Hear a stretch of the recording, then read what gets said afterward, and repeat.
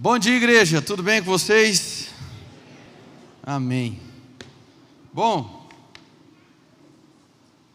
obrigado. Hoje a gente vai dar sequência à série que nós iniciamos domingo passado. Muitos visitantes hoje, sejam muito bem-vindos. Meu nome é Henrique, sou pastor dessa igreja, amém? Componho o time pastoral e sou o pastor sênior dessa igreja. Bom, irmãos, semana passada a gente começou uma série e eu vou logo me apressar em começar a palavra porque vai ser tenso, aleluia. Não dá nem para contar a história hoje, irmão, amém? Eu vou precisar me apressar aqui porque eu tenho bastante base bíblica que a gente vai tocar num tema hoje que existe muita confusão no meio da igreja, muita mesmo, na igreja, não na igreja como um todo, por conta das diversas linhas teológicas que nós temos. Não que eu vá esgotar todo o assunto, impossível, né, em 50 minutos de esgotar tudo, mas eu acredito, irmão, que você vai sair daqui com uma excelente base bíblica para falar sobre assuntos ligados ao batismo do Espírito Santo, a batismo no fogo e a oração em outras línguas. Amém? Amém. Glória a Deus. Amém. Mas eu sou um visitante, vai receber também, amém? Está tudo em paz, fica tranquilo. Então a gente está numa série chamada Carisma. Essa palavra carisma do grego é a palavra utilizada para dons do Espírito. Foi a palavra que Deus nos direcionou a colocar como tema dessa série, em virtude dessas ministrações que começou domingo passado, tem esse domingo, tem o próximo. A gente está falando muito sobre questões ligadas ao tal ambiente profético. Então, no domingo passado a gente começou falando sobre o profético, sobre a profecia, sobre o dom do profeta. Eu recomendo que você escute essa mensagem, ficou gravada no YouTube, depois você procura lá o nosso canal, Eden Church, e tem a mensagem do domingo passado, e eu considero ela fundamental para você que caminha conosco, ou que tem o desejo, o interesse de caminhar conosco aqui nessa comunidade. Ela é fundamental, porque eu vejo que Deus está nos amadurecendo naquilo que Ele considera parte da expressão do corpo de Cristo, que é o ambiente profético, amém? Então, questões ligadas ao poder de Deus, muitas das vezes geram muita confusão. As pessoas muitas vezes são seduzidas pelo poder e esquecem de trabalhar uma consciência. E aqui a gente está trazendo uma maturidade para você, uma vez que você começar a operar no poder, você não se perder na operação do poder. Porque aquele que opera debaixo do poder de Deus, não necessariamente tem o seu caráter validado pelo próprio Deus. Então a manifestação de um dom não é um selo de aprovação de Deus em relação ao teu caráter, e isso é insustentável. Pode ser viável por um tempo, mas é insustentável. Então a Bíblia nos demonstra que existe um caminho de maturidade no que diz respeito ao mover profético, no que diz respeito à operação dos dons, e eu vejo que Deus está nos conduzindo de maneira bem profunda. Então a mensagem, eu sou bem crítico com as mensagens que eu prego, eu comigo mesmo, amém?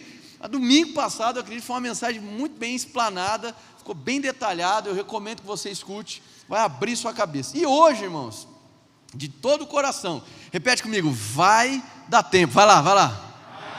Pronto, você já está no ambiente profético, amém, irmãos? Vai dar tempo, vai ser maravilhoso.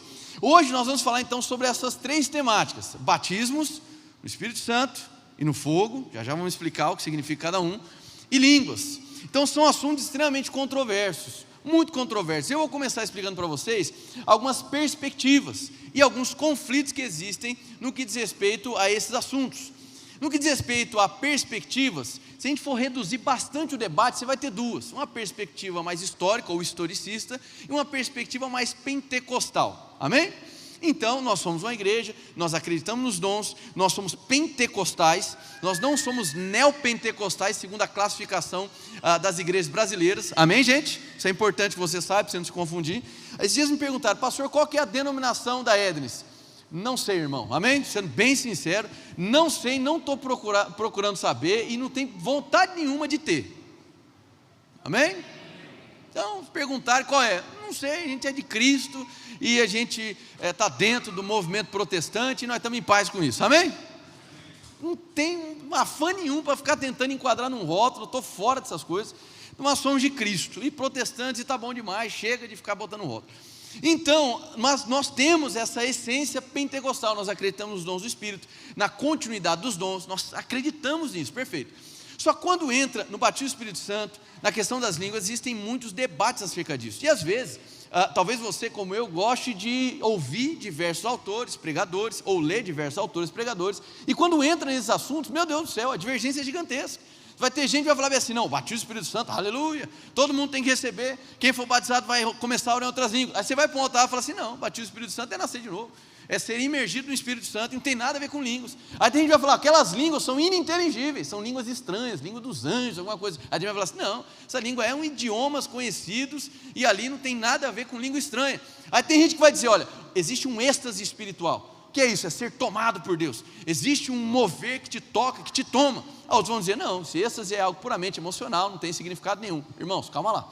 A gente precisa colocar as coisas no seu devido lugar. Quando a gente fala sobre perspectiva histórica, a perspectiva histórica vai dizer da seguinte maneira, olha, quando eu falo sobre batismo, e eu falo sobre Espírito Santo, eu estou falando sobre a inserção de um cristão na vida do Espírito. Então, é um cristão, é um verdadeiro cristão, alguém que nasceu de novo, ele agora é a habitação do Espírito Santo, então seria isso, e não tem relação nenhuma com os sinais ou evidências sobrenaturais, tais como oração em outras línguas. E qual seria a principal marca na perspectiva histórica de batismo no Espírito Santo? A santificação. Tudo bem até aí? Isso é só uma perspectiva, não estou defendendo nenhuma ainda. Aí na perspectiva pentecostal, a experiência do batismo do Espírito Santo vai ser traduzida de uma outra maneira, vai ser compreendida como uma experiência subsequente ao novo nascimento. Então seria uma experiência dupla, o momento em que eu recebo Jesus Cristo, eu estou nascendo de novo, e um segundo momento, onde eu recebo de um revestimento de poder, e nesse revestimento de poder, que dentro do pentecostalismo, esse movimento pentecostal, acredita-se que é um batismo no Espírito Santo, e ele carrega uma evidência que aqui eu não vou nem falar línguas, tá? Mas uma manifestação de fala, uma manifestação fonética. Então o batismo do Espírito Santo, do ponto de vista pentecostal, ele te conduz a uma experiência visual, visível, a uma experiência auditiva, mas fundamentalmente a uma experiência fonética. Amém, gente? Então isso são perspectivas. Mas pastor, onde que estão os conflitos? Bom, já citei alguns para vocês, mas eu vou só elencar os conflitos e depois a gente vai começar a ir para a Bíblia. Pode ser? Amém. Conflito número 1, aplicação da palavra batismo. Porque você fala batismo, a primeira coisa que você pensa é o quê? Água, sim ou não? Só que nós vamos perceber nas escrituras que nós temos 1, 2, 3, 4, 5, 6, talvez 7 tipos de batismo. E agora, irmão, como é que faz? Amém? E de todos eles só tem um que é com água. Aí você vai ter com fogo, você vai ter no Espírito Santo, você vai ter de Moisés, que não tem nada a ver com a gente, você vai ter batismo de morto, que é heresia, amém?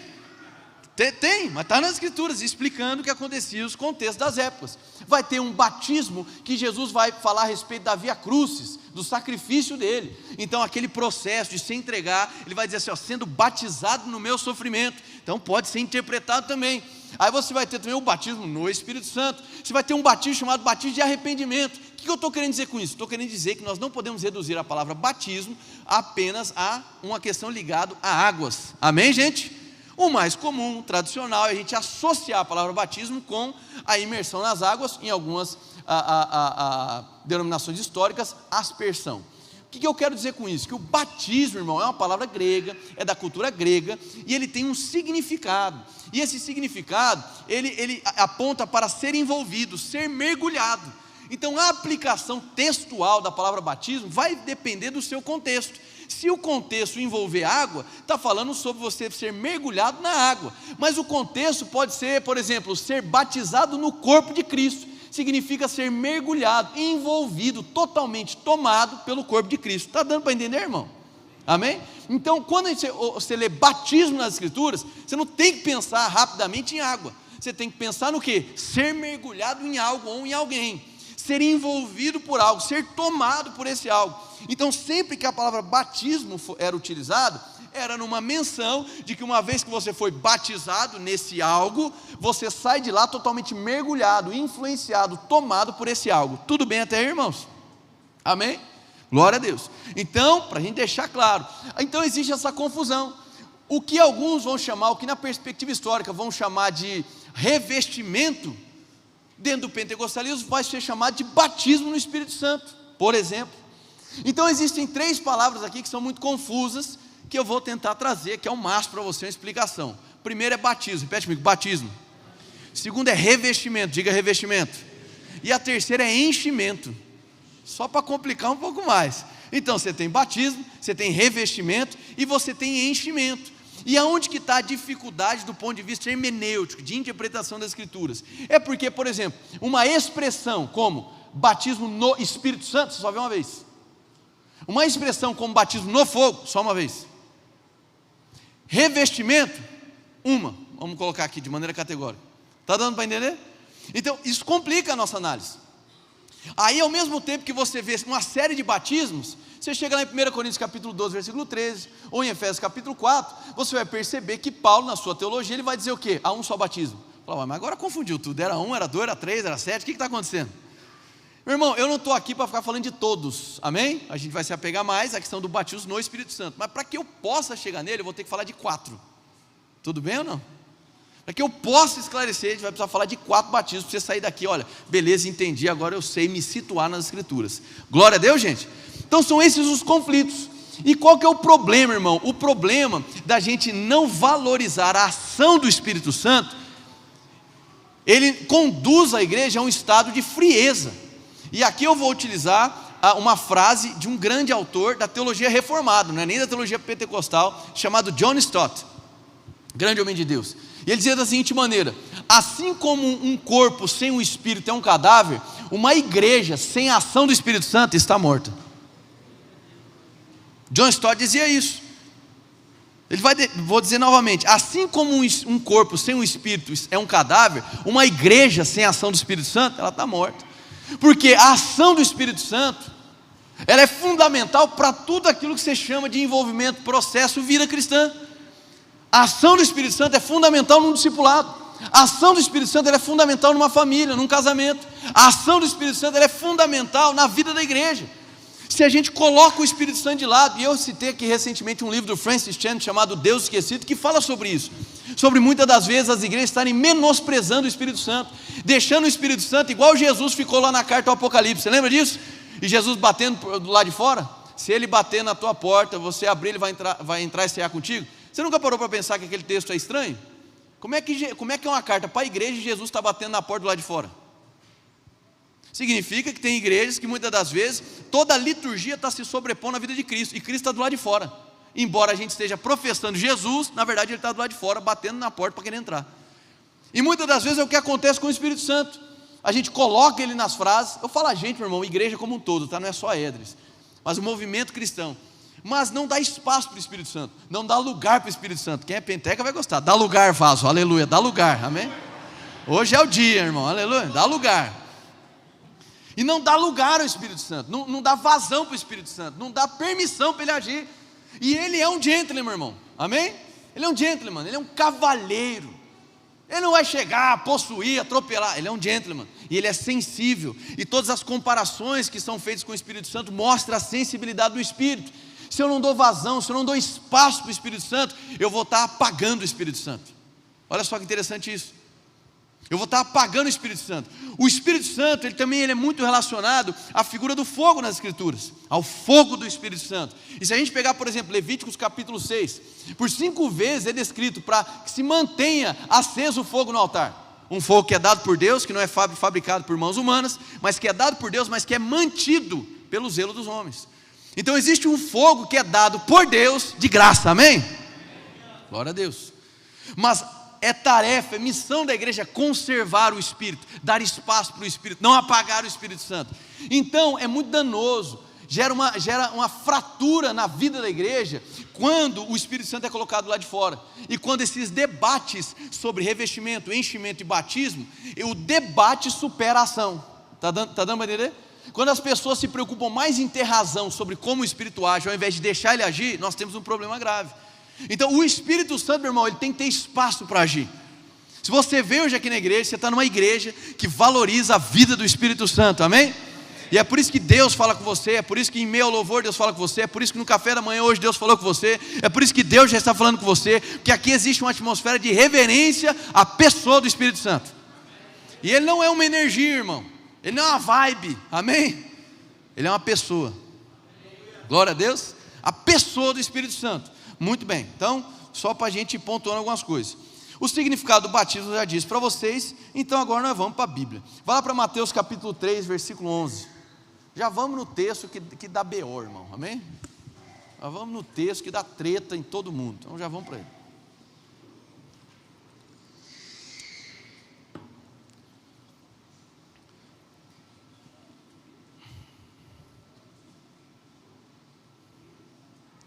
Mateus 3, versículo 11. Se você chegou lá, diga: toma lugar, Espírito Santo. Vai lá. É isso aí. Mateus 3,11. Eu os batizo com água para arrependimento, mas depois de mim vem alguém mais poderoso do que eu, tanto que não sou digno nem de lavar as suas sandálias. E ele os batizará com o Espírito Santo e com fogo. Ele traz a pá em sua mão e limpará a sua eira, juntando seu trigo no celeiro, mas queimará a palha com fogo que nunca se apaga.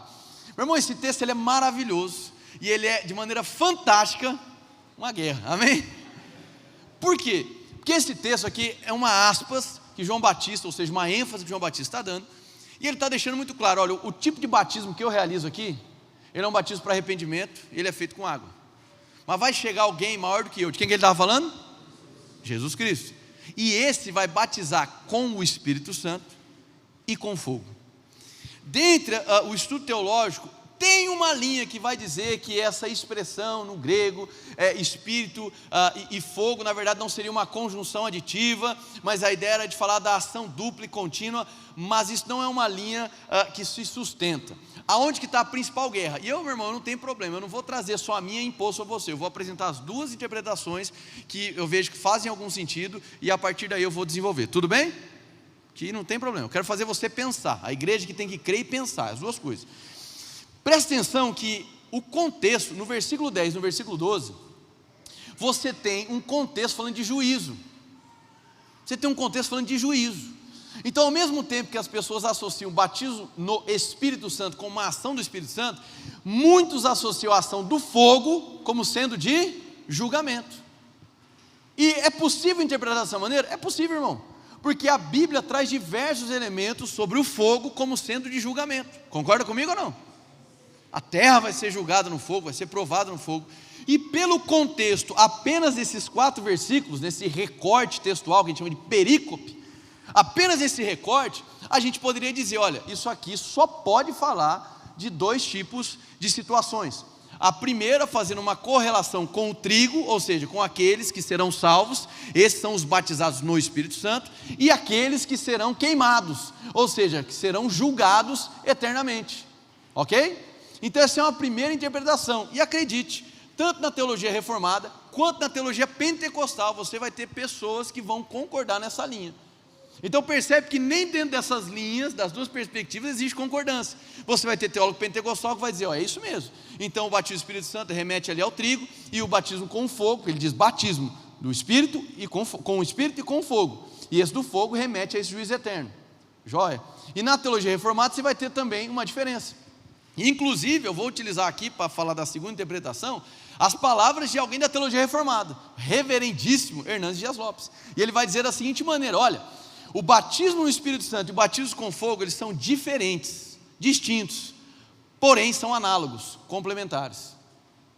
Qual é o entendimento da interpretação, segundo o comentário do reverendo Hernandes Dias Lopes, e que eu concordo, eu vejo um grau de sentido, segundo também o que o pastor Luciano Subirá defende, a mesma linha, e eu quero trazer para vocês, e para mim faz muito sentido. Se você perceber, o texto diz: ele os batizará com o Espírito e com o fogo, ele os batizará. Então ele está direcionando um mesmo batismo para o mesmo povo, 2 batismos para o mesmo povo. Então, se a gente rapidamente separasse aqueles que vão ser julgados, ou seja, os ímpios, e aqueles que serão preservados, os justos, você tem 2 grupos de pessoas diferentes. Faz sentido um batismo ser para o justo, que vai viver eternamente com Deus, e um batismo para aqueles que são ímpios. Mas aqui está sendo: e ele os batizará, vos batizará, ou seja, é o mesmo grupo de pessoas que vai passar pelos 2 tipos de batismo. Deu para entender ou não? Então alguns vão dizer: não, mas você precisa valorizar o contexto. Perfeito, só que o contexto das Escrituras, ele deve ser visto tanto no versículo acima como abaixo, como o versículo do capítulo, como o versículo do livro, como o versículo da Bíblia toda. Amém? Como o contexto da Bíblia toda. Então eu não posso apenas olhar para um versículo de cima e um versículo de baixo para dizer esse é o contexto. Não, o contexto é toda a Escritura. Amém? E existe o contexto que a gente faz o recorte textual, mas eu não posso desprezar um contexto das Escrituras que trata o fogo não apenas como julgamento. O fogo, em diversos momentos das Escrituras, você vai perceber que o fogo vai falar sobre o quê? Santificação, purificação, refinamento. Amém, gente? Eu acabei de citar para vocês sobre um fogo que queima lá em Levítico capítulo 6, no antigo tabernáculo. A Bíblia vai falar de diversos momentos. Por exemplo, você pega Apocalipse capítulo 1 e Apocalipse capítulo 19, tem uma mesma figura de linguagem, uma mesma expressão, os olhos do Senhor. Tanto em Apocalipse capítulo 1, versículo 14, como Apocalipse capítulo 19. A mesma expressão, os olhos do Senhor, que queimam como se estivesse fogo. Só que em Apocalipse capítulo 1, a expressão desses olhos como de fogo, ela gera restauração, remoção de pecados e restauração. Em Apocalipse 19, gera julgamento. Está dando para entender a dificuldade? Então você vai ter inúmeros momentos, inúmeros. E a Bíblia, ela é carregada de circunstâncias como essa. Por exemplo, se eu falar um contexto para você, vou te perguntar uma coisa. Se eu falar serpente, você lembra primeiro de quem? Jesus ou do capeta? Quem, irmão? Capeta, convenhamos, né? A serpente é o capeta. Então, só que tem um determinado momento nas Escrituras que uma serpente de bronze é levantada no deserto. E essa serpente de bronze levantada no deserto foi uma figura da redenção. Todo mundo que parava e olhava para aquela serpente de bronze era rapidamente curado da picada das serpentes que eles haviam sofrido como julgamento. E Jesus vai lembrar disso lá em João capítulo 3. Ele vai lembrar justamente sobre essa. Olha, porque o Filho do Homem foi levantado como a serpente no deserto. Então mesmo algo que geralmente a gente associa com algo demoníaco pode ser utilizado e aplicado como algo bom. Está dando para entender, gente? Ai, pastor, está dando um nó na minha cabeça. Conversa fiada, o nó sempre esteve aí, irmão, amém? Só liguei a luz nessa bagunça aí. Amém? Muito bem. Então eu não posso partir do entendimento, esse elemento é disso e não acabou. Não dá para ser dessa maneira. Glória a Deus. Eu gosto muito que o reverendo Bill Johnson diz da seguinte maneira, ele falou assim, terremoto sempre foi algo ruim, até Jesus morrer e ressuscitar. Amém? Faz sentido ou não? Então assim, a gente precisa interpretar as coisas segundo uma narrativa que não despreza toda a narrativa bíblica, a narrativa do autor e do livro que foi escrito, e também do recorte textual que você está fazendo. Então tem que levar tudo isso em consideração. Então Henrique, você acredita então que aqui é o quê? Eu vou partir de um entendimento que para mim é o mais razoável do ponto de vista bíblico, que o batismo com o Espírito Santo é uma coisa, e o batismo no fogo é outra coisa, olhando numa perspectiva de que esse batismo com fogo não é algo negativo, mas é algo positivo. Mas por quê? Vamos olhar para a palavra batismo agora. A palavra batismo, ela não tem conotação negativa nas Escrituras. Você pode procurar, irmão, batismo sempre vai ter uma conotação positiva. Seria um contrassenso muito radical você olhar para o batismo nesse contexto, que não está definido e declarado de maneira muito clara, de um ponto de vista negativo. Ah não, mas Jesus falou do batismo dele no sofrimento da morte. Falou, mas você concorda comigo que a obra de Cristo foi algo bom ou foi algo ruim? Bom, né, irmão? Amém?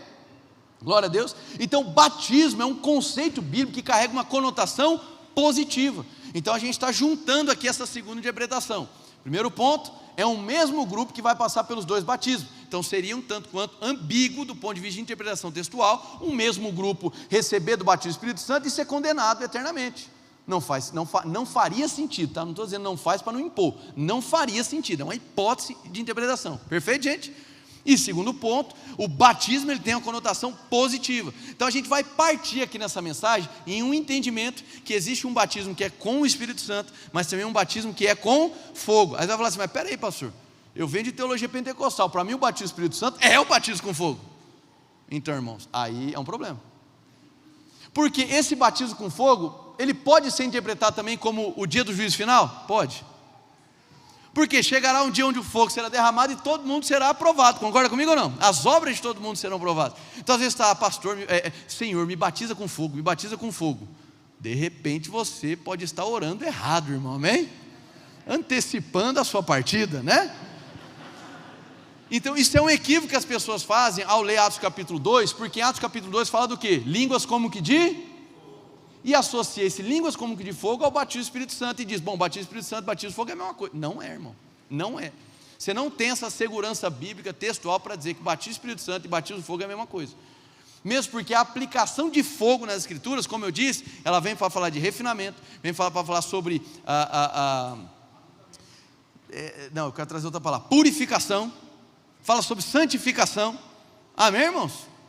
Fala também de um impulsionamento, de ser incendiado pelo Espírito, está aqui ou não?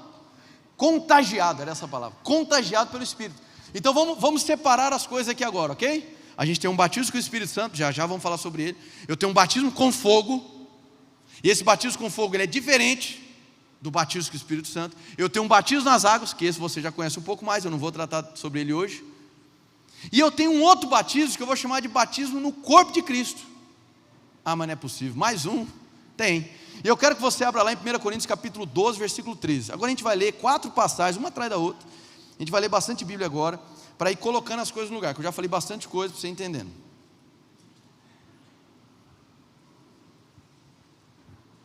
1 Coríntios capítulo 12, versículo 13. Se você chegou lá, diga amém. Olha só isso. Pois em um só corpo todos nós fomos batizados em um único Espírito, quer judeus, quer gregos, quer escravos, quer livres. E a todos nós foi dado de beber de um único, presta atenção aqui, qual que é a palavra-chave para eu entender aqui? Repete comigo, corpo. Então ele está falando de um batismo que é efetuado no corpo. Em Efésios capítulo 4, o contexto é o mesmo, do versículo 1 em diante, o contexto é o mesmo, um só batismo, porque ele está trazendo uma expressão, uma revelação do corpo de Cristo. Então eu quero que você preste muita atenção aqui agora, tá? Para começar a clarear as ideias. Quando a gente fala do batismo no corpo de Cristo, a gente está falando de um batismo do Espírito Santo, onde Ele é o agente, amém? E a água desse batismo é o corpo de Cristo, é a igreja. Então o agente é o Espírito Santo, e Ele te batiza, Ele te coloca, te insere, te envolve no corpo de Cristo. Quando que isso acontece? Quando a gente nasce de novo. Quem aqui já nasceu de novo? No dia que você nasceu de novo, o Espírito, ele te submergiu no corpo de Cristo, e você se tornou um com Jesus, e um com o irmão que está do seu lado. Então a gente pode dizer, nós somos um em Cristo. Por quê? Porque o Espírito nos batizou no corpo. Então esse você pode entender como um Espírito, um batismo do Espírito Santo nos inserindo no corpo de Cristo. Está claro isso aqui, irmão? Amém. Agora vamos avançar. Isso aqui está maravilhoso, irmão. Atos capítulo 19. Atos capítulo 19, versículo 5.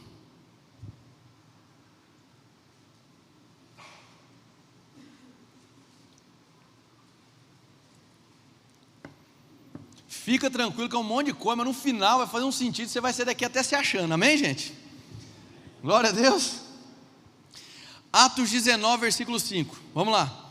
Ouvindo isso, eles foram batizados no nome do Senhor Jesus. Atenção aqui, batizados no nome do Senhor Jesus. Quando Paulo, olha só, mudou agora, ponto. Quando Paulo lhes impôs as mãos, veio sobre eles o Espírito Santo, e começaram a falar em línguas e a profetizar. Então a manifestação de fala, após a imposição de mãos, o Espírito Santo veio sobre eles. Repete comigo, sobre eles. Perfeito. Então aqui, quando Paulo vai falar com o povo na região de Éfeso, você percebe um duplo acontecimento. Um batismo, algumas pessoas vão dizer assim, não, ele batizou no Espírito Santo. Não, aqui acontece um duplo acontecimento, porque tudo que aquele povo conhecia era o batismo de João, mas eles não tinham sido batizados ainda no nome de Jesus. Deu para entender ou não? Então eles foram batizados, e nesse ato de ser batizados, receberam imposição de mãos, e foram cheios, e apresentaram uma manifestação de fala. Deu para entender ou não? Mas pastor, acontece? Aconteceu com o vaso que vos fala, amém? Eu fui batizado nas águas em solo americano, profético, irmão, aleluia, profético, glória a Deus. Inclusive está lá no YouTube, você pode, batismo Henrique Maia, está lá, eu com um cabelo desse tamanho, parecendo os menudos, amém? Olha lá, uma igreja bem tradicional, tocava só órgão na igreja, era o único instrumento que tinha, coisa mais maravilhosa. E eu fui para aquele batismo numa igreja tradicional que não cria nesse batismo com o Espírito Santo, que eu vou descrever daqui a pouco um pouco mais, mas eu fui na convicção, Deus tinha falado comigo, falei, no dia que eu me levantar das águas, eu vou me levantar batizado nas águas, mas também no Espírito Santo, e falando em outras línguas. Eu levantei das águas, eu fui para o banheiro, e comecei a apresentar uma manifestação de fala, tudo bem? Amém? Então isso pode acontecer? Pode. É uma lei? Não. É mandatório? Não. E a gente vai ver agora em outros textos que você vai perceber que isso se alterna. Às vezes esse batismo com o Espírito Santo, que eu vou me dedicar a falar mais sobre ele daqui a pouco, ele vem antes, ou simultâneo, ou depois. Tudo bem, irmãos? Amém? Então vamos para outro texto agora, mas é só para abrir o contexto. Atos capítulo 8 agora, versículo 12.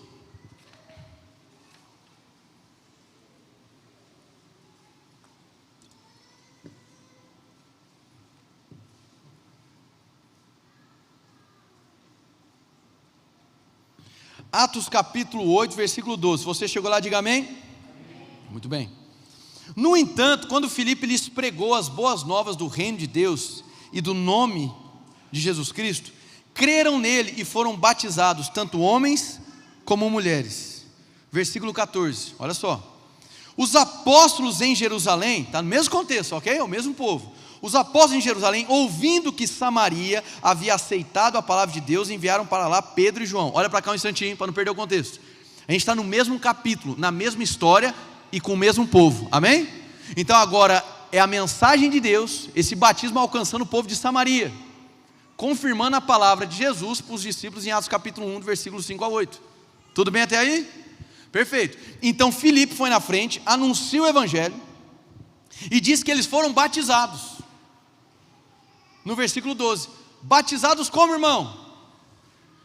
Nas águas, amém? Aí vai seguir, os apóstolos em Jerusalém, ouvindo que Samaria havia aceitado a palavra de Deus, enviaram para lá Pedro e João. Agora chegou outros dois apóstolos. Estes, ao chegarem, oraram para que eles recebessem o Espírito Santo, amém? Pois o Espírito ainda não havia descido sobre nenhum deles. Tinham apenas, atenção aqui, irmão, tinham apenas sido batizados em nome do Senhor Jesus. Então Pedro e João lhes impuseram as mãos e eles receberam o Espírito Santo. Quantos estão conseguindo perceber uma distinção aqui? Está claro isso aqui, irmãos? Está claro.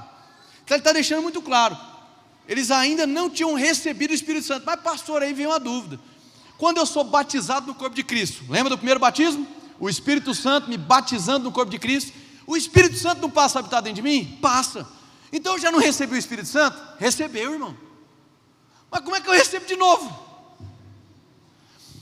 Mais uma vez, a gente tem que olhar para o contexto, porque no Antigo Testamento, o povo da Antiga Aliança também recebia o Espírito Santo, só que não recebiam como nós recebemos hoje na Nova Aliança, para conversão, para novo nascimento. Então quando a Bíblia fala no Antigo Testamento sobre receber o Espírito Santo, ela está falando sobre o Espírito Santo vindo sobre. E quando a Bíblia fala sobre batizados no nome de Jesus, crendo em Jesus Cristo, quando fala da gente como a habitação do Espírito Santo, está falando da ação do Espírito Santo dentro de nós, amém? Então eu preciso entender que o Espírito Santo como selo, penhor da salvação, remete a esse batismo do Espírito no corpo de Cristo. Deu para entender isso aqui ou não? Então aqui a gente já conseguiu separar três coisas aqui até o momento. A gente está falando de um batismo nas águas, batismo no nome do Senhor Jesus, um batismo no corpo de Cristo, onde todos nós nos tornamos um. O Espírito Santo é o agente, a água desse batismo é o corpo, e ele nos insere. Glória a Deus? Perfeito. E agora a gente está percebendo que existe um outro batismo, que ele acontece, é uma imersão, ainda que não seja utilizada a expressão batismo. É por isso que dá a confusão, irmão. Alguns vão falar, não, é um revestimento de poder. Está errado? Não está errado, irmão. Mas está errado eu falar, fui batizado no Espírito Santo, quando está falando sobre o Espírito Santo vir sobre? Eu não vejo que do ponto de vista textual está errado. Você pode aplicar, porque a palavra batismo significa ser envolvido, ser mergulhado. Está dando para entender ou não? Amém, irmãos? Glória a Deus. Vai lá para Atos capítulo 10, versículo 47. Falei, irmão, hoje é surra de Bíblia, viu? Aleluia. Atos 10, 47.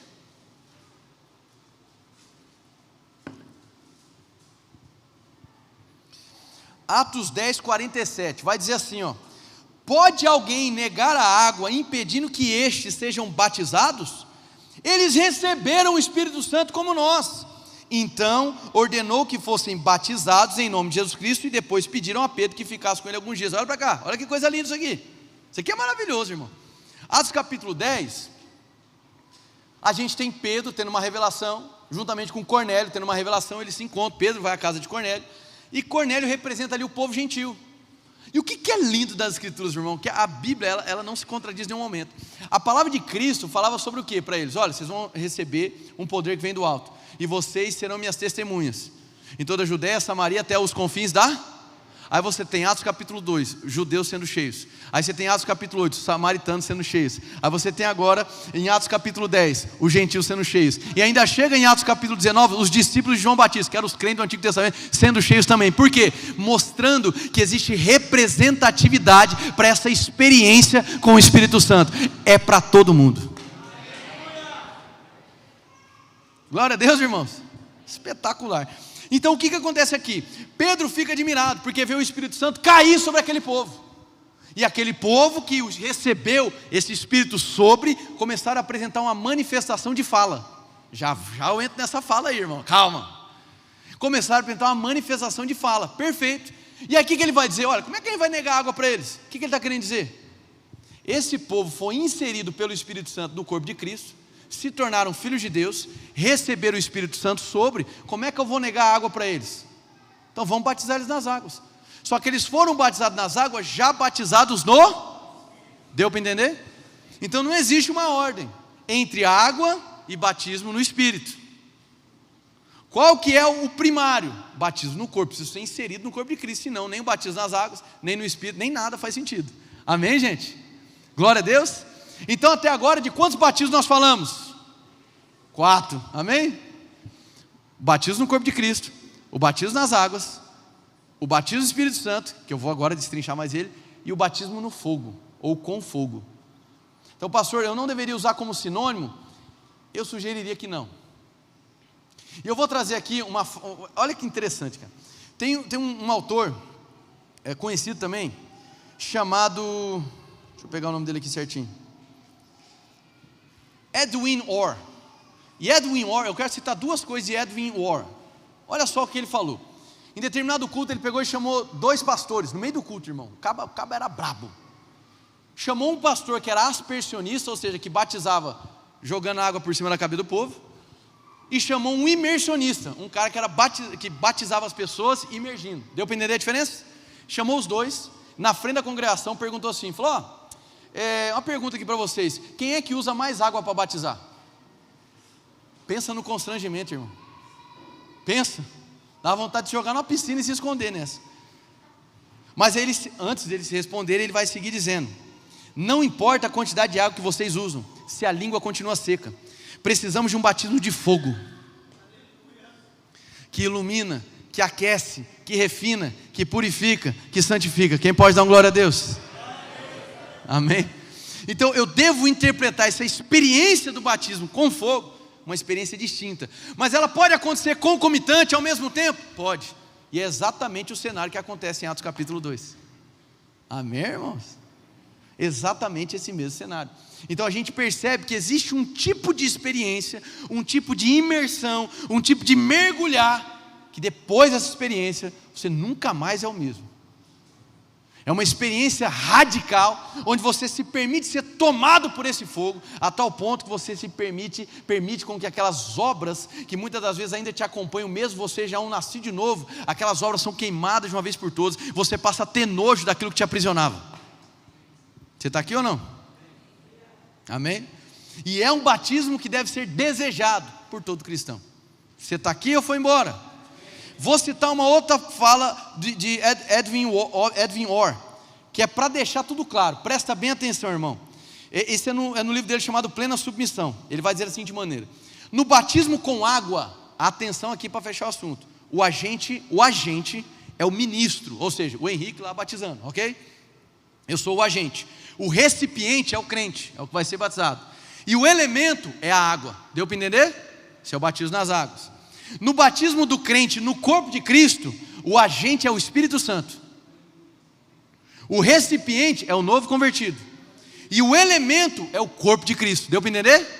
A água do batismo no corpo, do batismo no corpo de Cristo, é o corpo de Cristo. Ele vai dizer, na outorga de poder, ou o batismo com o Espírito Santo, o agente é Cristo, Jesus batizando. O recipiente é o crente, e o elemento é o Espírito Santo. Se no batismo com o corpo o Espírito me introduz no corpo de Cristo, no batismo do Espírito Santo, desculpa, estou trocando as línguas, é Jesus quem batiza, e é Ele quem me imerge no próprio Espírito Santo. Amém? Então esse batismo no Espírito Santo é quando eu sou imergido no Espírito, no que diz respeito ao seu poder. Amém? É um culto pentecostal, irmão, cadê vocês? Já era para estar voando, plantando bananeira, fazendo alguma coisa. Estou me sentindo sozinho nesse culto hoje.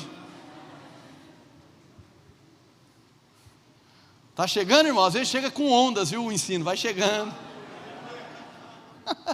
Aleluia, dura 3 minutos até chegar.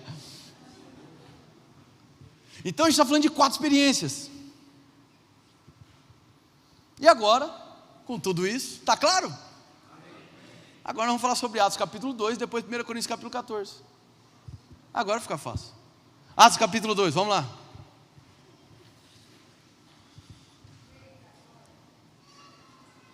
Ó, saiu um eita glória, foi o primeiro, irmão.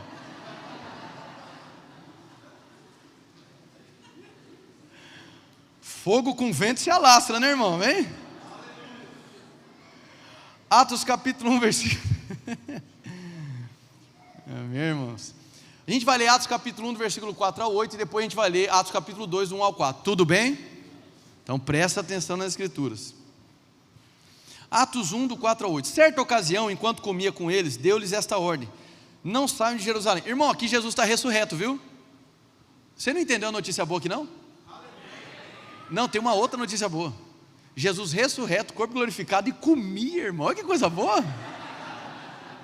Ou seja, nós não vamos deixar de ser crente, amém? Vai comer poé da vida, é coisa boa. E comia, irmão, coisa linda, ó. Deu-lhes esta ordem: não saiam de Jerusalém, mas esperem pela promessa de meu Pai, da qual lhes falei. Pois João batizou com água, mas dentro de poucos dias vocês serão batizados com... Atenção às menções aqui. Então os que estavam reunidos lhe perguntaram: Senhor, é neste tempo que vai restaurar o reino a Israel? Atenção aqui.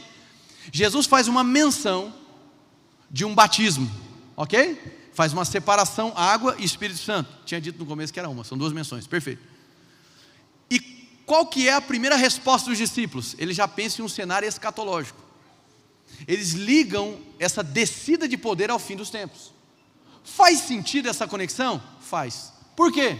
Porque em Joel capítulo 2, versículo 28 e 29, vai falar sobre o tempo do fim, quando viesse o derramamento do Espírito Santo, onde jovens profetizariam, lembra disso? Crianças teriam visões e velhos sonhariam.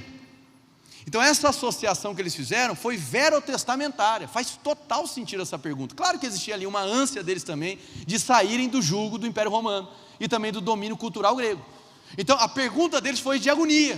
Chegou o tempo de restaurar o reino, ou seja, a gente vai sair da escravidão, vai sair desse cativeiro cultural, econômico, político, bélico, a gente vai sair, ou seja, vai virar tudo de novo. Então eles conectaram o derramamento do Espírito com uma perspectiva de fim. Está errado? Não está. Só que Jesus não queria, aí você já está craque, alimentar as expectativas dele. Amém? Ele estava querendo trabalhar um fato para aquele tempo. Mas pastor, eu posso dizer que o fim começou no dia de Pentecostes? Sim. Então o tempo do fim não virá, ele já veio. E se você não se antena, se você não está alinhado, você não entendeu ainda que você vive no tempo do fim há 2000 anos. Amém, ninguém entendeu, glória a Deus. O fim começou no dia de Pentecostes. Amém? Eu quero saber quem é o anticristo, eu quero saber quem é o anticristo. Meia, besta. Não vai estudar a Bíblia, irmão, amém? Vai procurar coisa que interessa, não fica nessa não, de querer ser adivinho, cartomante do anticristo, larga a mão disso. É saber quem é quem, para com isso. O espírito do anticristo está operando desde o 1º século na igreja. Mas você está esperando chegar, irmão? Está aí, batendo na porta da sua casa. Ai, cadê o anticristo? Está aí, atuando desde o 1º século na igreja, e a turma caçando o anticristo. Ah, é o Obama, ah, é o Trump, é o Bolsonaro agora, não. Besteiraiada, bicho. É o Putin. Não, irmão, o espírito do anticristo atua desde o 1º século. É só ler a Bíblia, amém? Então vamos lá, presta atenção nisso aqui. A pergunta é escatológica, mas Jesus traz uma resposta para o agora. E ele vai dizer o quê? Ele lhe respondeu: não lhes compete saber os tempos ou as datas que o Pai estabeleceu pela sua própria autoridade. O que ele está querendo dizer? Para de ficar alimentando expectativa. É para você viver o agora. Só que o agora você vai começar a viver de uma maneira diferente. Você vai começar a viver agora, não apenas com o Espírito dentro, mas também sobre. Porque o que eu vou estar liberando para vocês é uma capacitação para uma missão. Atenção aqui. Eu nunca posso cometer o erro de achar que batismo do Espírito Santo se resume a orar em outras línguas. O batismo do Espírito Santo fala de uma experiência, de uma imersão no Espírito, que tem uma finalidade, o cumprimento de uma missão. Amém? A oração em línguas vem com um equipamento, já eu falo dela. Mas eu não posso reduzir o batismo do Espírito Santo a orar em outras línguas. É um erro cabal fazer isso. Então é uma experiência com o Espírito que me introduz em uma missão, da qual eu sou capacitado pelo poder do Espírito para cumpri-la. Amém, irmãos? Vamos lá. Mas receberão poder quando o Espírito Santo descer sobre vocês. Diga: sobre vocês. E serão minhas testemunhas em Jerusalém, toda a Judéia e Samaria, até os confins da terra. Atos capítulo 2. Eita, já começou a música? Quando começa é que está acabando, irmão. Atos capítulo 2, versículo 1. Atos 2:1. Chegando o dia de Pentecoste, estavam todos reunidos num só lugar, e de repente veio do céu um som, como de um vento impetuoso ou muito forte.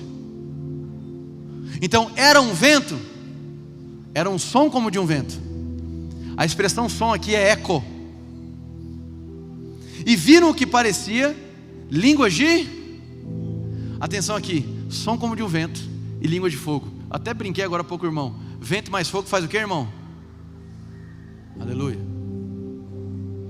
Que se separaram e pousaram sobre cada um deles. Todos ficaram cheios do Espírito Santo e começaram a falar em outras línguas, conforme o Espírito os capacitava. Amém? Calma, segura as emoções, irmão, que eu preciso te explicar um negócio, biblicamente falando. Quando pessoas eram cheias do Espírito, desde o Antigo Testamento, havia uma resposta, e essa resposta era uma manifestação de fala. Por isso que eu estou chamando manifestação de fala. Aonde? Te mostro. Números capítulo 11. Deus orienta Moisés a chamar 70 homens para receber o Espírito Santo. Eles estão cheios e passam a profetizar. Manifestação de fala. Aí tinha 2 que estavam inscritos, mas ficaram do lado de fora do arraial. Edade e Meldade. O que aconteceu com eles? O Espírito encheu eles e eles começaram a profetizar. Josué fica com ciumeira, fala: pô, Moisés, olha aí, pô, esse cara aqui profetizando também. Aí Moisés vai dizer o quê? Eu gostaria que todo mundo profetizasse. 1 Samuel capítulo 10 vai falar de Saul sendo cheio do Espírito. Quando era cheio do Espírito, ele passa a fazer o quê? Isso é uma manifestação de fala. Mais uma. Você está aqui ou foi embora? Amém, irmão? Então é comum, é um padrão as manifestações de fala. Em Joel capítulo 2, acabei de citar para vocês o versículo 28 e 29, fala do Espírito sendo derramado sobre toda a carne. E o que é que os jovens fariam? O primeiro grupo que é falado: profetizariam. Lucas capítulo 1, quem lembra dessa cena? Está lá Isabel gestando João Batista, amém? E aí chega Maria com Jesus no ventre. E aí quando Maria adentra a casa, o que acontece com Isabel? Cheia do Espírito. O neném é pentecostal, começa a se debater dentro do ventre. E ela pega e fala o que para Maria? Bendita és tu, mulher. O que ela está fazendo? Profetizando. A manifestação de fala. Então, irmão, não é da cabeça da doutrina pentecostal que há de se esperar uma manifestação de fala diante do enchimento do Espírito. E atenção, esse enchimento do Espírito no Antigo Testamento não podia ser dentro do homem, porque ele era corrupto, pecador por natureza. Jesus não tinha sido enviado. Então era um enchimento no sentido de ser tomado sobre. Deu para entender ou não, irmãos? Amém? Então em cada situação de enchimento existe uma manifestação de fala. Pastor, eu posso dizer que todo mundo que supostamente recebe o batismo do Espírito Santo tem que falar em outras línguas? Irmão, é difícil categorizar dessa maneira.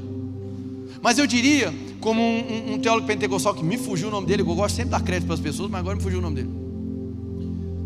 Não vou lembrar, À noite eu falo o nome certo. Ele diz da seguinte maneira: não dá para definir totalmente, mas é de se esperar que uma vez cheio do Espírito Santo você manifeste uma fala. Alguns teólogos diriam: o profetizar mediante o enchimento do Espírito do Antigo Testamento é proporcional a falar em outras línguas diante do encher-se do Espírito na Nova Aliança. Amém, irmãos? Então tem aquela velha briga: mas só é batizado no Espírito quem ora em outras línguas. Irmãos, nós precisamos entender que o batismo do Espírito Santo não se resume à oração em outras línguas, mas é de se esperar, eu não estou impondo, é de se esperar que haja uma manifestação de fala, típica da Nova Aliança, que pelas Escrituras tudo torna crível que é uma manifestação de fala em línguas estranhas. Amém? Vocês estão bem, gente? Tá bom, vamos. Mas tem um detalhe: o Espírito não foi derramado em qualquer dia. Que dia que ele foi derramado? 3 dias, irmão. Final da Copa do Mundo, o dia de Pentecostes ou eleição do Brasil. Escolhe, vai lá. Dia de Pentecostes. Obrigado pela atenção na palavra. No dia de Pentecostes. O que era o dia de Pentecostes? Era o 50º dia após vou dar 3 opções de novo: a Páscoa, a final da Champions League ou Olimpíada. Escolhe, vai. 50 dias após a Páscoa. Então 50 dias após a Páscoa tinha essa festa chamada Festa das Semanas, ou Festa da Colheita, ou Shavuot no hebraico, ou então Festa de Pentecostes. E o que era a Festa de Pentecostes? Agora vou utilizar uma expressão que o Yuri Breder, nosso amigo, ele falou assim: a Festa de Pentecostes era como se fosse o carnaval, com todo respeito a Pentecostes também. Por quê? Porque era um momento onde vinha gente de tudo quanto é canto e juntava todo mundo, povos de línguas de tudo quanto é canto, chegava lá e se aglomerava. E era aquele momento de celebrar as primeiras colheitas. 50 dias. O que aconteceu em 50 dias após a primeira Páscoa que foi realizada, na saída da peregrinação do povo lá do Egito? Moisés desceu do monte com a lei, chegou lá, se deparou com o povo adorando bezerro de ouro, e naquele dia morreram 3.000 pessoas, foram condenadas, atraíram juízo para si, por desviaram seus olhos do Deus que os retirou da mão dos egípcios. E naquele dia, então, a festa da colheita, a festa das semanas, também era para a celebração da chegada da lei mosaica. Só que agora você está numa nova aliança, e agora não foi mais 50 dias após a saída do Egito, após o primeiro êxodo, porque as coisas do Antigo Testamento eram uma sombra do que viria. O verdadeiro e personificado êxodo não era Israel saindo do Egito, era Jesus te tirando do pecado e da morte. 50 dias após a Páscoa, sabe o que aconteceu? Agora o Espírito Santo desceu do monte, ele desceu do céu para a terra. Só que, diferente do que aconteceu lá no deserto, agora ao invés de 3.000 pessoas morrerem, 3.000 pessoas são salvas, são transformadas pelo Espírito Santo. O que na época era celebrado a lei mosaica, agora é celebrado a chegada da graça de Deus. Quem lembra de Babel? Babel, o povo começou a se aglomerar para gerar um mecanismo de autodefesa. Aquilo não é unidade, irmão. Amém? Aquilo é instinto animal, para se tornar mais poderoso que os demais povos da terra. E naquele dia Deus confundiu as línguas e eles se espalharam. O que é Pentecostes? O reverso de Babel, onde Deus multiplica as línguas, mas o povo se une. O mesmo Deus que confundiu as línguas e espalhou é o mesmo Deus que manifestou novas línguas e ajuntou. Então o Pentecostes tem um propósito de unidade. Então eu não posso falar de batismo do Espírito Santo apenas resumindo a línguas estranhas, mas eu tenho que entender o batismo do Espírito Santo convergindo para a unidade, convergindo para a ousadia, convergindo para o cumprimento de uma missão, convergindo para a capacitação do Espírito Santo, convergindo para o produzir evidências de Cristo. Eu não posso reduzir o batismo do Espírito Santo apenas a orar em outras línguas, embora a oração em outras línguas é fundamental. O povo começou a ficar pentecostal, aleluia.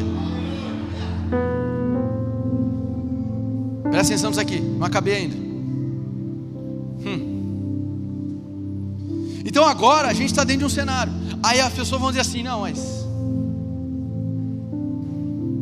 do versículo 5 em diante, de Apocalipse capítulo 2, vai dizer que as pessoas que estavam de diversos lugares identificaram as suas línguas. Aí a gente vai dizer assim: então essa experiência não tem absolutamente nada a ver com falar em línguas estranhas. Sem problema, eu acho que é válida essa dúvida, amém, gente? Acho que é super válida essa dúvida. Embora em 1 Coríntios 14, que é onde a gente vai encerrar a mensagem de hoje, fique muito claro que Paulo faz uma distinção entre línguas ininteligíveis e línguas que se compreende o entendimento. Amém? Então não precisa ficar desesperado. Era ou não era? Irmão, minha firme crença em relação a essa passagem. Para mim as duas coisas aconteceram. E eu não estou sozinho nessa, amém? Então eu vou trazer aqui, para me defender, aleluia, o que o professor Paulo Nogueira disse.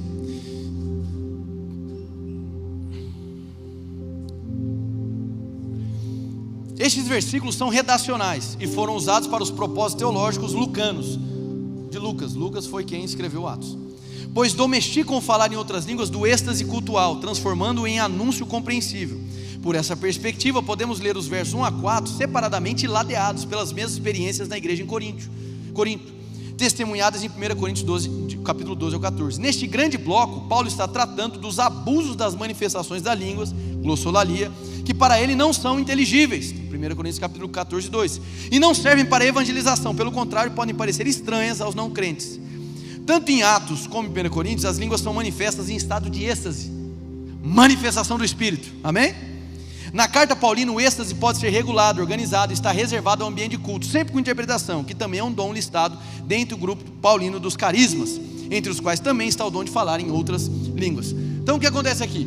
Não dá para lhe precisar exatamente que eles apenas falaram com o entendimento. Mas irmão, diante de Deus, irmão, entre uma pessoa falar em língua estranha, que às vezes ela mesmo duvida do que ela está fazendo, concorda comigo? E a pessoa falar numa língua que ela nunca aprendeu, e agora sobrenaturalmente ela fala, eu confesso que o segundo é mais sobrenatural ainda, irmão, amém? É porque às vezes tem gente que até copia, xalalalala, vai imita, o cara até duvida dele mesmo. Agora o caba sai falando, irmão, em árabe, e nunca aprendeu a falar árabe. Isso é sobrenatural, não é? Mas pastor, isso acontece? Acontece, irmão. Como? Não sei, pergunta para Jesus. Mas acontece, de Deus capacitar uma pessoa segundo um propósito específico e falar numa língua, ou fazer com que a pessoa entenda nessa língua de maneira sobrenatural, sem que ela nunca tenha aprendido essa língua. Amém, gente? Perfeito. Então em Atos a gente pode ver esse cenário. Tem algumas outras coisas, mas eu não vou ter tempo para falar. Vai para 1 Coríntios capítulo 14. E eu tenho 5, 7 minutos para encerrar. Aleluia. Se você ficou até agora, irmão, eu não vou fazer terrorismo gospel com você, mas eu te recomendo a ficar para fechar o ensino. Pode ser? Amém. Você está aprendendo alguma coisa, irmão? Que bom. 1 Coríntios capítulo 14, versículo 1 ao 6. Atenção. Sigam o caminho do amor e busquem com dedicação os dons espirituais. Pergunta rápida: é para buscar ou não é para buscar os dons? Sim, irmão, busca, é para buscar. Principalmente o dom de profecia. Peraí, Paulo está graduando? Tá, por quê? Tem um motivo. Pois quem fala em língua não fala aos homens, mas a Deus. De fato, ninguém o entende. Então ele está falando de um tipo de língua que é manifesta por cristãos. Amém, gente? Mas que ninguém... Se fosse uma língua inteligível do ponto de vista idiomático, ele falaria apenas tal tribo entende, ou apenas tal povo entende. Não, ele está falando de uma língua que ninguém entende, irmão. Ninguém, irmão. Mas pastor, o que está escrito no grego? Ninguém, amém? Em espírito fala mistérios. Glória a Deus. Mas quem profetiza o faz para edificação, encorajamento e consolação dos homens. Pregamos sobre profecia semana passada. Então a profecia, ela tem que ter um conteúdo de entendimento, amém? Uma vez uma pessoa chegou em mim e falou assim, levanta as mãos, pessoas me entregar uma palavra. A pessoa chegou e começou a orar em língua. Aí saiu. Eu falei, irmã, eu não entendi. Ela, é mistério. Mas daí é fácil, pô. Mas daí, meu irmão, aí tá qualquer um, né? Não. Então se você fala em línguas com alguém, carece de interpretação. Caso contrário, sabe o que foi aquele momento? Um momento onde você se edificou encostando em alguém. Tipo assim, você fez de alguém um poste, aí você encostou e ficou se edificando sozinho. Deu para entender? Então assim, Não estou dizendo que em meia oração em línguas você, sei lá, toca em alguém, alguma coisa acontece, está entendendo? Mas você não pode chegar, vou te entregar uma palavra, ora em línguas e não traz interpretação, irmão, não tem conteúdo nenhum para quem está recebendo. Deu para entender? Essa é a ordem que Paulo está colocando. Quem fala em língua, a si mesmo se edifica. Então existe uma finalidade, a edificação, diga edificação interior. Então é importante? Demais, irmãos, fundamental. Mas quem profetiza edifica a igreja. Então ele não está dizendo assim, línguas não presta. Não, ele está dizendo assim, ela presta, mas para uma finalidade. E o que ele estava ajustando era o comportamento de culto, a liturgia. Então ele chegou em Coríntio, não carecia dos dons, era uma bagunça, todo mundo orando em outras línguas. O visitante, a pessoa que não era cristã chegava, não entendia nada, e ninguém era edificado. Então se fosse para se edificar sozinho, fica em casa, ora em língua sozinho em casa. Aí ele vai dizer: gostaria que todos vocês falassem línguas, mas prefiro que profetizem. Quem profetiza é maior do que aquele que fala em línguas, a não ser que a interprete, para que a igreja seja edificada. Agora, irmãos, se eu for visitá-los e falar em línguas, em que lhes serei útil? A não ser que lhes leve alguma revelação, ou conhecimento, ou profecia, ou doutrina. Eu lembro uma vez, um amigo meu, um pastor amigo meu, falou assim, ele tinha uma produtora, e aí chegou um rapaz e falou assim: eu vou gravar um CD inteiro em línguas. Aí ele falou, na época precisando de trabalho, ele falou, vamos gravar, amém? E aí começou a gravar, aí disse que o irmão pegava e falou assim, ó, para aí na faixa 5, volta na parte do Chimbalabassuri ali que eu errei. Eu falei, como assim, irmão? Como que você errou esse negócio? É possível um negócio dele? Meu irmão, tem louco para tudo, amém? Vai, ó. Agora, irmãos, tá, seguindo, a não ser que eu lhes leve alguma revelação, conhecimento, ou profecia, ou doutrina. Então atenção aqui, quando eu me ajunto em comunidade, o que é que o culto tem que prover? Revelação, conhecimento, ou profecia, ou doutrina. Deu para entender? Que é o que você está recebendo hoje aqui, amém, irmão?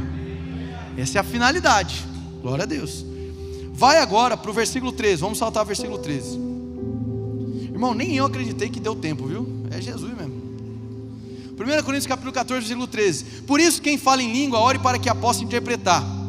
Pois se ora em língua, meu espírito ora, mas a minha mente fica infrutífera. Minha mente não assimila. Por quê? Porque é ininteligível. Não quer dizer, irmão, que você fica num estado de transe, a sua mente não sabe nem onde você está. Não é isso. Você fala, aquilo te edifica espiritualmente, é um mistério, amém? Tem uma finalidade. Se for colocado em voz alta perante a igreja, é necessária interpretação. Se eu falo em línguas para um irmão, precisa de interpretação, amém? Mas se não há interpretação e eu estou orando na minha, em casa, quietinho aqui, em línguas, eu estou me edificando. É bom se edificar, irmão? É evidente, eu fico mais sensível, eu fico mais perceptivo, eu cresço espiritualmente. Isso é maravilhoso, irmão, amém? Glória a Deus. E a mente fica infrutífera. Então existe uma confusão na sua mente quando na operação das línguas, amém? Então o que farei? Apóstolo Paulo, irmão, não tem mais didático que ele. Ele faz a pergunta que você faria, você percebeu? Então o que eu vou fazer? Você perguntaria. Ele vai dizer, orarei com o Espírito, mas também orarei com entendimento. Cantarei com o Espírito, mas também cantarei com entendimento. Quantos perceberam que ele coloca Espírito e entendimento em contraste? Ora, se ele coloca Espírito e entendimento em contraste, quer dizer que um tem entendimento e o outro não tem, uai. Se fosse uma língua idiomática, esse com o Espírito, né, ser uma língua idiomática de uma outra nação, ela não seria sem entendimento. Ela teria entendimento para um grupo específico. Ele está dizendo o capítulo inteiro que não tem, ninguém entende. Amém, irmão? Glória a Deus. Mas pastor, tá, aí eu recebo o batismo do Espírito Santo, tem que falar? Irmão, o esperado é ter uma manifestação de fala. E eu acredito ser bem incrível e esperado na nova aliança que você flua em novas línguas, entendendo que o batismo do Espírito Santo não é reduzido a isso. Amém, irmãos? Glória a Deus. E é para todos. É para todos. Amém? Cheguei no final, irmão, que eu estou até feliz. Deixa eu dizer uma coisa para encerrar mesmo.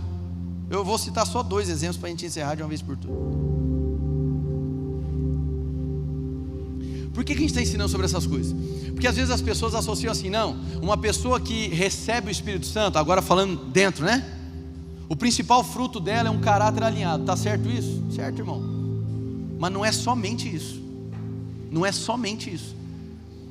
Paulo em Efésios capítulo 5, versículo 17 e 18, ele vai dizer da seguinte maneira: olha, e não vos embriagueis com vinho no qual há dissolução, mas enchei-vos do...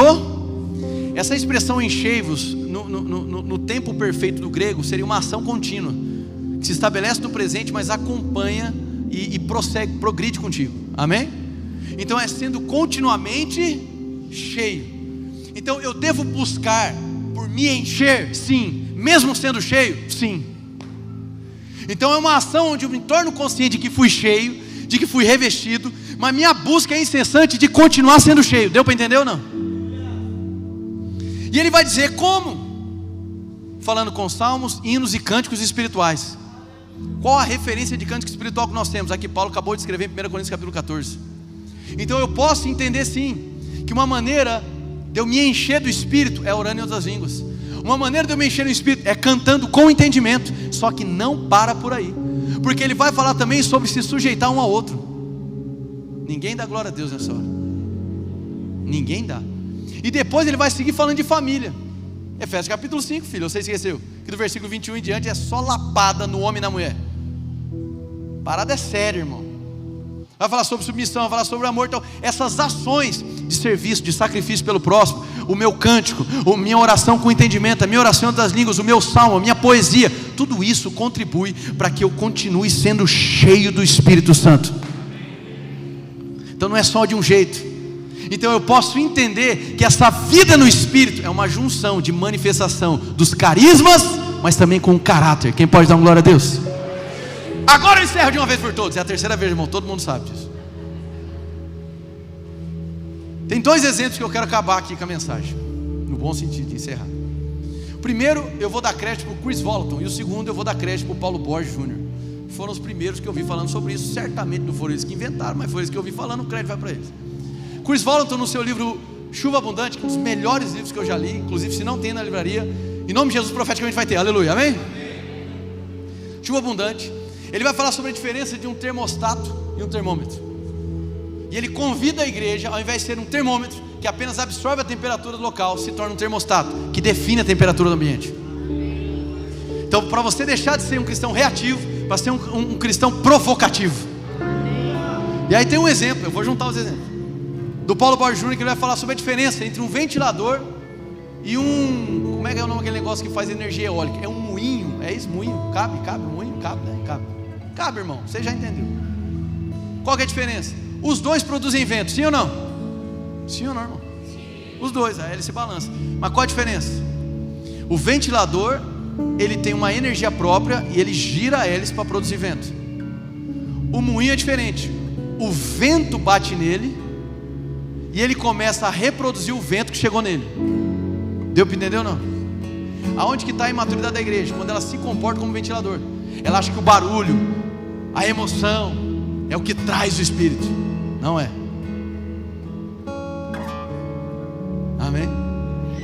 Mas é quando você dá espaço, dá vazão, dá lugar para o Espírito Santo, e você se abre para o vento do Espírito, e esse vento do Espírito atinge o fogo do Espírito, e aí começa a se espalhar, e você começa a reproduzir o vento que te atingiu primeiro. Então não é apenas uma emoção, não é um êxtase emocional, é uma entrega total ao mover do Espírito, é uma confiança inabalável de que ser conduzido pelo vento do Espírito é o que vai te fazer gerar um vento genuíno, e não um fogo estranho, e não um vento forçado, e não apenas uma provocação emocional. Amém? Então vamos ficar de pé agora. Eu acabei. O povo já vem, né? Do Espírito vem como Pentecoste. O povo aqui é tudo mafioso aqui em cima, viu? Amém? Eu tô indo e eles estão voltando já. Mandaram bem, mandaram bem.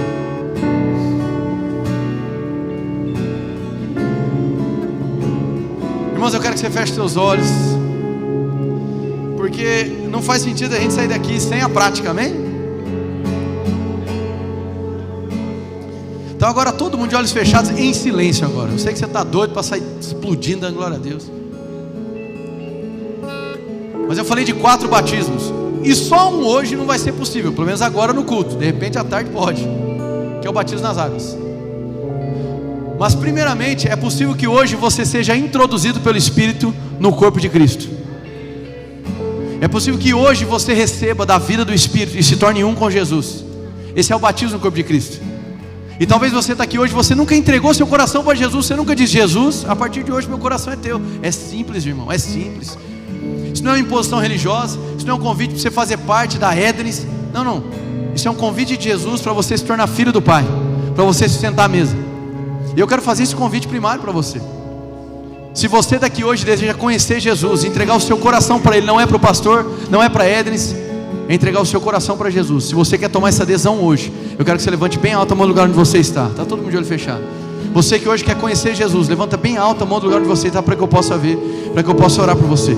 Você que hoje deseja conhecer Jesus, deseja entregar seu coração para Jesus. Glória a Deus, glória a Deus. Quantos mais querem hoje conhecer Jesus? Quem hoje quer conhecer Jesus?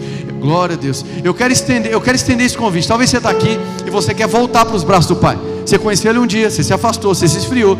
Irmão, não interessa como você chegou hoje, interessa como você vai sair daqui. Então se você está aqui hoje e quer voltar para Jesus, quero que você levante bem alta a mão do seu lugar, para que você volte uma vez por todos. Glória a Deus, glória a Deus. Quantos mais querem conhecer Jesus, voltar para Jesus? Glória a Deus. Pode ficar com a mão levantada. Então quem quer hoje, quer conhecer ou voltar para Jesus, levanta bem alto a sua mão. Chega de ficar resistindo. Glória a Deus, glória a Deus. Quantos mais? Chega de ficar resistindo, irmão. Vem para a mesa. É hora de você voltar para a mesa. Parar de ficar lutando contra aquele que te amou primeiro. Glória a Deus, glória a Deus. Muito bem, todos vocês que levantaram as mãos, eu quero orar por vocês, mas eu quero poder olhar no olho de vocês. Eu quero convidar vocês para vir aqui à frente. Então vocês que levantaram as mãos, sai do seu lugar rapidinho. Vem aqui à minha direita, por favor. Pode vir rapidinho, vamos aplaudir essas pessoas, irmãos.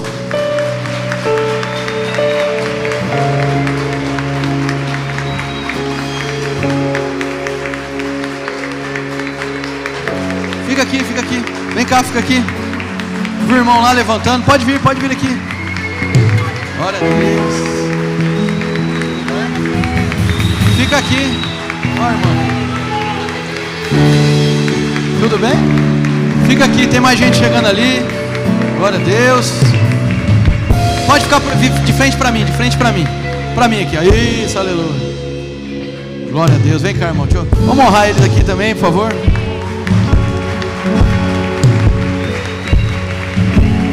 Fica aqui, glória a Deus, amém. Cadê o time? O time de integração tá aí? Tá bom. A gente já vai orar com vocês. Vocês ficam aqui 30 segundos, amém? Glória a Deus. Eu disse que foram 4 batismos que a gente ensinou e 3 eram possíveis de se realizar. Primeiro, batismo no corpo. Eles estão sendo inseridos no corpo de Cristo, amém? Só que é possível ainda hoje você provar do batismo do Espírito Santo ou também do batismo com fogo. Amém? São experiências que devem ser desejadas por todo mundo que está aqui. Glória a Deus, irmãos. Eu creio em uma manifestação de fala à medida que você for cheio do Espírito Santo, for batizado no Espírito Santo. Glória a Deus. Mas mais importante ainda é você sair daqui na consciência do que é ser imergido no Espírito, imergido no poder dele, e sair daqui consciente que existe uma missão e Deus te capacitou para ela. Uma das evidências do batismo do Espírito Santo é a ousadia. Amém? O mesmo Pedro que negou Jesus dizendo assim: eu não conheço esse Senhor, é o mesmo Pedro que em Atos capítulo 2 vai dizer assim: vocês não conhecem esse Senhor? Percebe a diferença? Então eu quero fazer um convite para a gente encerrar. Eu vou encerrar orando pelas pessoas hoje. Glória a Deus. Eu vou orar com vocês, viu? Não esqueci não. Mas se você deseja hoje receber o batismo do Espírito Santo ou o batismo no fogo, com fogo, dentro do entendimento que eu apresentei para vocês, não como de juízo, amém? Mas essa experiência radical, refinamento, purificação, santificação. Eu vou orar para encerrar o culto. E se você tem um desejo de receber o batismo do Espírito Santo ou com fogo, você vai vir aqui à minha esquerda. Glória a Deus, gente. Então agora eu vou orar para encerrar o culto. Eu terminei de orar, eu vou orar com vocês, pode ser? Amém, gente? Senhor, em nome de Jesus, eu te agradeço pela tua palavra. Te agradeço pelo entendimento das suas escrituras. Muito obrigado pelo teu Santo Espírito, que ele é real. Nós estamos aqui, Senhor, para dar lugar ao teu Santo Espírito. Nós estamos aqui para sermos totalmente reverentes à presença do teu Santo Espírito. Nós te agradecemos, nós te bendizemos, em nome de Jesus, amém e amém, glória a Deus, amém, irmãos? Então, se você deseja receber o batismo do Espírito Santo, o batismo com fogo, você vai vir aqui à frente, à minha esquerda. Se você já está batizado, geral, 4D, aí, irmão, você pode ir embora para sua casa, você fica em paz, glória a Deus. Você pode honrar Jesus dando glória a Deus bem forte?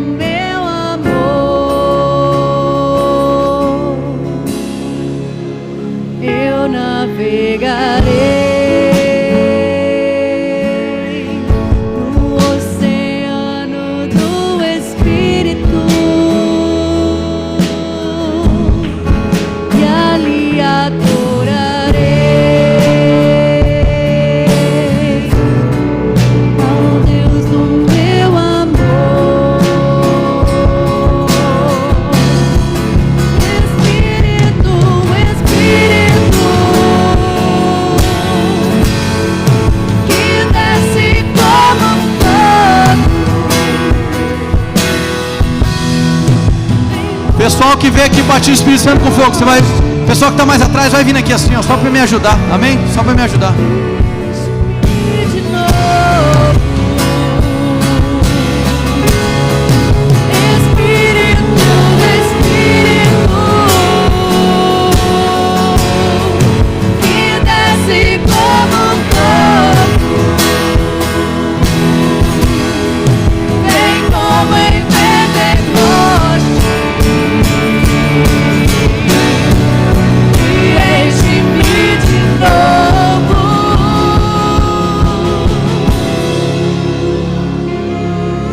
Vocês que vieram aqui à frente,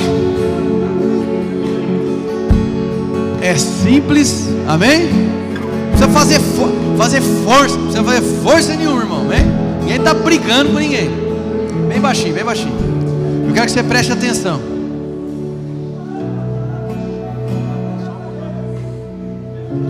Eu quero que vocês prestem bastante atenção, tá? Ficou claro o que é o batismo do Espírito Santo? Deixa eu só desmistificar alguns pontinhos. Atos capítulo 2, você ouviu a gente escrevendo, dizendo da seguinte maneira: o Espírito encheu e lhes concedeu línguas, e os homens passaram a falar. Duas perguntas rápidas: quem é que concede? Quem é que fala? Então, o Espírito não vai possuir sua boca. Eu estou falando sério. Fica esperando. Não. Quem fala é você, crendo no enchimento do Espírito. Glória a Deus. Segundo ponto: pastor, será que eu não estou inventando? Eu fiz essa mesma pergunta, até que eu aprendi nas Escrituras que quando eu oro em Espírito, meu Espírito edifica, mas a minha mente fica. A tua mente não entender é um selo que você recebeu. É para entender. Mas eu tinha uma terceira dúvida, eu sempre gosto de contar ela. Não é só para criar um ambiente, não é isso, é porque é fato. Mas eu estava no município de Aquidauana. Tem alguém de Aquidauana aqui? Está um município de Aquidauana pregando numa igreja. E eu fiz o convite para o batismo do Espírito Santo. Não dei toda essa base de 1 hora pregando para vocês, mas fiz o convite. E eu lembro que vieram duas pessoas, uma mulher e veio um outro homem. Só que o homem tinha uma outra mulher do lado. E eu não entendi. Quando eu comecei a explicar isso que eu estou falando para vocês, como recebe, ele estava assim. E a mulher do lado fazendo libras.